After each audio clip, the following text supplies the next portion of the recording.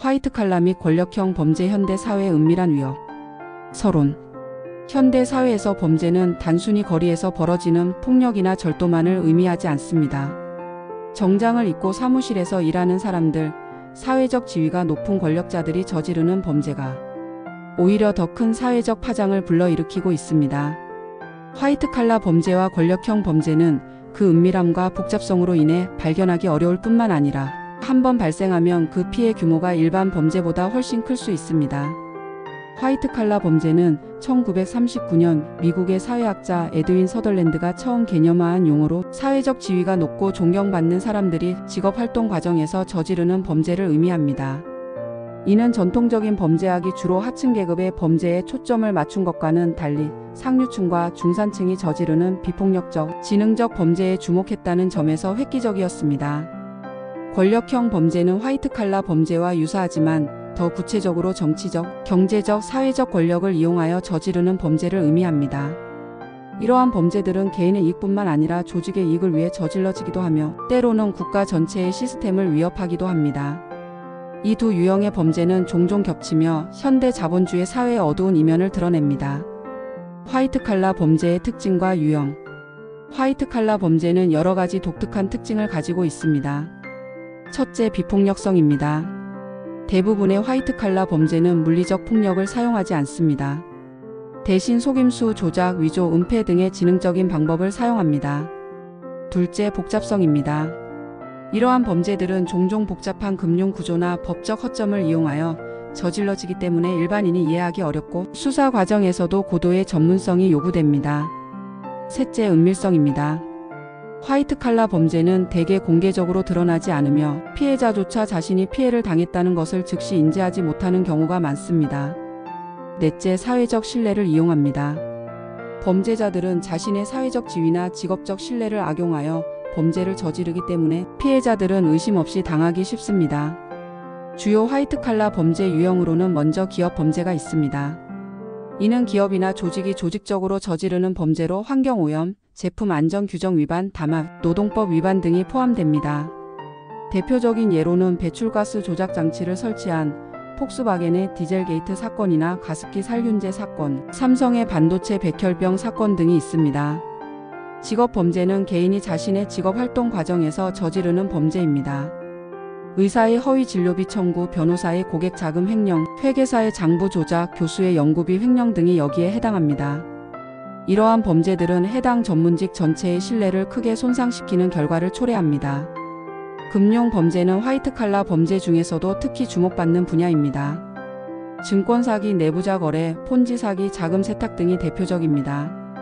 2008년 리먼 브라더스 파산으로 이어진 글로벌 금융위기의 원인이 된 서브프라임 모기지 사태도 금융기관들의 도덕적 해이와 복잡한 파생상품을 이용한 기만 행위가 결합된 거대한 화이트칼라 범죄로 볼 수 있습니다. 사이버 범죄도 현대 사회에서 급증하고 있는 화이트칼라 범죄의 한 형태입니다. 해킹, 개인정보 도용, 온라인 사기, 랜섬웨어 공격 등이 여기에 포함되며 기술의 발전과 함께 그 양상이 더욱 복잡해지고 국경을 초월하고 있습니다. 권력형 범죄의 특성과 사례. 권력형 범죄는 화이트칼라 범죄보다 더 구체적으로 권력의 남용에 초점을 맞춥니다. 이러한 범죄의 가장 큰 특징은 권력의 불균형을 이용한다는 점입니다. 범죄자는 자신이 가진 정치적, 경제적, 사회적 권력을 이용하여 다른 사람들을 착취하거나 부당한 이익을 얻습니다. 정치적 권력형 범죄의 대표적인 예는 부패와 뇌물수수입니다. 정치인이나 공무원이 자신의 권한을 이용하여 금전적 이익을 얻거나 특정 개인이나 기업에게 특혜를 제공하는 것이 여기에 해당합니다. 한국의 경우 박근혜 마이너스 최순실 게이트, 이명박 전 대통령의 다스 게이트 등이 대표적인 사례이며 미국의 워터게이트 사건 역시 대통령의 권력을 남용한 불법 도청과 은폐 시도로 기록된 대표적 권력형 범죄입니다. 경제적 권력형 범죄는 대기업이나 금융기관의 최고 경영자들이 자신의 지위를 이용하여 저지르는 범죄입니다. 수조 원대의 분식회계, 미공개 정보를 이용한 주가 조작, 총수 일가에 대한 일감, 몰아주기 등이 여기에 포함됩니다. 이러한 범죄들은 시장 질서를 교란하고 수많은 소액 투자자들에게 막대한 손실을 입힙니다. 사회적 권력형 범죄는 종교 지도자, 교육자, 의료진, 언론인 등이 자신의 사회적 지위와 신뢰를 악용하여 저지르는 범죄입니다. 성추행, 성폭력, 금전적 착취 등이 대표적이며 최근 미투 운동을 통해 우리 사회에 만연했던 수많은 사례들이 공개되었습니다. 화이트 칼라 및 권력형 범죄의 사회적 영향. 화이트 칼라 및 권력형 범죄가 사회에 미치는 영향은 일반 범죄보다 훨씬 심각하고 광범위합니다. 첫째, 경제적 피해가 막대합니다. 개별 사건 하나하나의 피해 규모가 일반 범죄와는 비교할 수 없을 정도로 크며 때로는 국가 경제 전체에 심각한 위기를 초래하기도 합니다. 둘째, 사회적 신뢰를 근본적으로 훼손합니다. 이러한 범죄들은 법, 정부, 기업, 전문직 등 사회 제도와 시스템에 대한 국민들의 신뢰를 크게 떨어뜨립니다. 특히 권력층이나 전문직에 대한 신뢰가 무너지면 사회 전체의 응집력이 약화되고 냉소주의가 만연하게 되어 민주주의의 근간을 위협합니다. 셋째, 사회적 불평등과 위화감을 심화시킵니다. 화이트 칼라 범죄자들은 대개 사회적 지위가 높고 경제적으로 여유가 있어 최고의 변호인단을 고용하고 처벌을 받더라도 상대적으로 가벼운 형량에 그치는 경우가 많습니다. 이는 유전무죄, 무전유죄라는 인식을 확산시켜 법 앞에 평등이라는 원칙을 훼손하고 사회적 불평등을 더욱 심화시킵니다. 넷째, 준법 정신을 약화시키고 모방 범죄를 유발합니다. 권력층의 범죄가 제대로 처벌받지 않는 것을 본 일반인들은 법을 경시하게 되고 사회 전체의 도덕적 기준이 낮아지는 결과를 초래할 수 있습니다.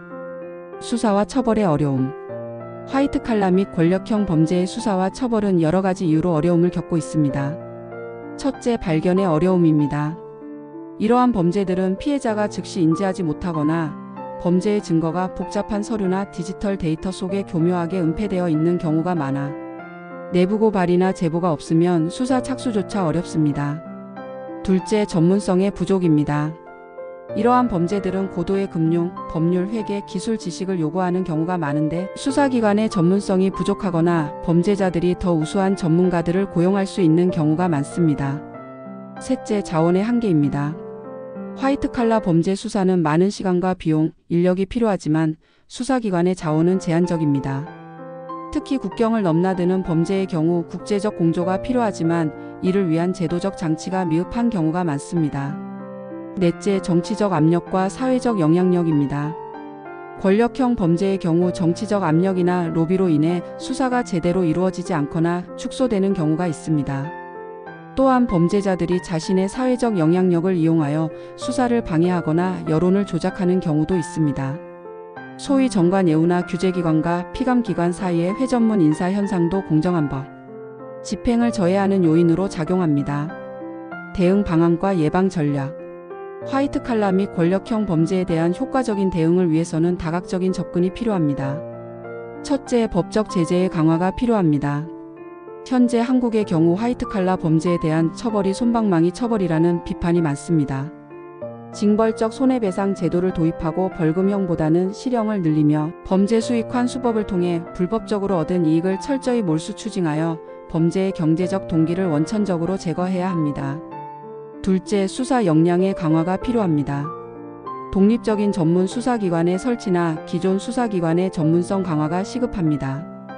특히 디지털 포렌식, 회계 분석, 국제 공조 등의 분야에서 역량을 키워 진흥화되는 범죄 수법에 대응해야 합니다. 셋째, 예방 시스템의 구축이 중요합니다. 내부 고발자를 철저히 보호하고 포상하는 제도를 활성화하고 기업과 공공기관 내부의 실효성 있는 준법, 감시 시스템과 윤리 교육 프로그램을 의무화하여 범죄를 사전에 예방할 수 있는 시스템을 구축해야 합니다. 넷째, 투명성의 증대가 필요합니다.